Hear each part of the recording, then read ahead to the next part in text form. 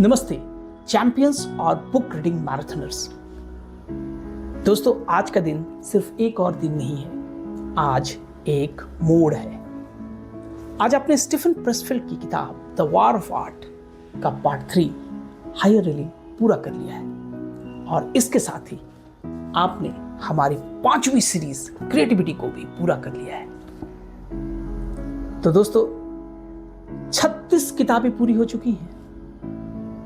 अब तक हमने 7 किताबें पढ़ी हैबिट सीरीज में, हमने पढ़ी 7 किताबें माइंडसेट सीरीज में, हमने पढ़ी 7 किताबें प्रोडक्टिविटी सीरीज में, हमने पढ़ी 7 किताबें पॉजिटिव साइकोलॉजी सीरीज में और अब हमने खत्म किया है 7 किताबें क्रिएटिविटी सीरीज पर। दोस्तों, क्या शानदार सफर रहा है ये। और अब आप सिर्फ 17 किताबें दूर हैं अपने उस वादे से, 52 हफ्ते 52 किताबें। तो दोस्तों, अब बात करते हैं आज की किताब के उस आखिरी भाग की, part 3 higher realm the war of art. इस किताब का ये हिस्सा सिर्फ एक किताब नहीं है, ये एक एहसास है, एक आध्यात्मिक अनुभव है। लेखक यानी स्टीफन प्रेसफील्ड कहते हैं कि जब हम हर दिन बिना रुके, बिना बहानों के, सिर्फ सच्ची लगन से अपना काम करते हैं तो एक दिव्य शक्ति, एक क्रिएटिव एनर्जी, एक म्यूज हमारे पास आ जाता है। दोस्तों, ये म्यूज तभी आती है जब हम उसे दिखाते हैं कि हम सीरियस हैं, जब हम हर दिन अपने काम के लिए बैठते हैं, भले ही थकावट हो, मन न हो, कुछ समझ ना आ रहा हो, तब इंस्पिरेशन कहती है अब मैं आई। लेखक यानी स्टीफन कहते हैं कि जब हम काम पर बैठते हैं तो हम देवताओं को बुला रहे होते हैं। इसका मतलब ये नहीं है कि बस इंतज़ार करें प्रेरणा का, बल्कि आप पहले काम शुरू कीजिए, फिर प्रेरणा अपने आप साथ आ जाएगी। तो दोस्तों, part 3 of the war of art हमें ये सिखाती है कि हम अकेले नहीं हैं।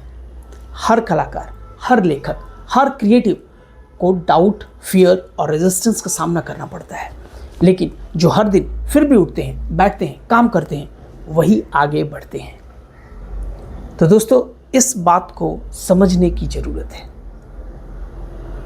लेखक यानी स्टीफन ये भी कहते हैं कि हमारे पूर्वज, हमारे भीतर की ऊर्जा और वो अदृश्य शक्ति हमें हर दिन सहारा देती है, वे हमें रास्ता दिखाती हैं, लेकिन काम हम ही को करना होता है। अगर हम बैठते हैं और अपना काम ईमानदारी से करते हैं तो वो शक्तियाँ हमारे साथ आ जाती हैं और हमें आगे का रास्ता दिखाने लगती हैं।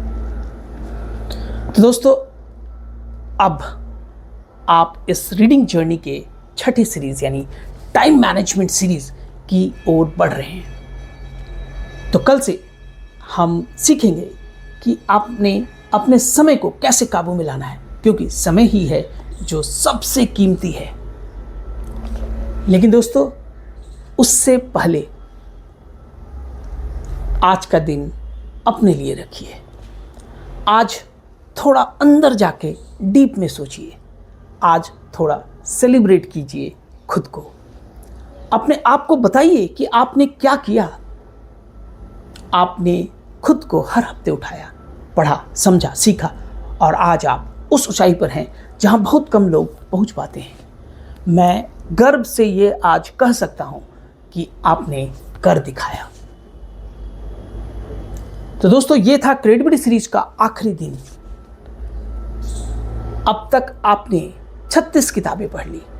मैं विवेक कुमार, आपका रीडिंग बडी, आपके इस सफ़र में साथ चलने वाला साथी, आपको सलाम करता हूँ। कल मिलते हैं एक नई शुरुआत के साथ, टाइम मैनेजमेंट सीरीज़ और बुक नंबर 37, ये book make time how to focus on what matters every day के साथ।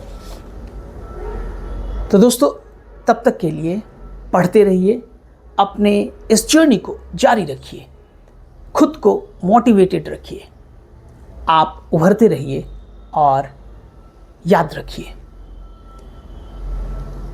आप सिर्फ किताबें नहीं पढ़ रहे हैं, आप अपने आप को बदल रहे हैं, आप खुद को तराश रहे हैं। तो दोस्तों, रीडर्स जो होते हैं ना, वो केवल सर्वाइव नहीं करते हैं, वो लीड करते हैं। Because readers don't just survive, they lead. तो दोस्तों बहुत बहुत धन्यवाद इस book reading marathon the read and right challenge का हिस्सा बने रहने के लिए।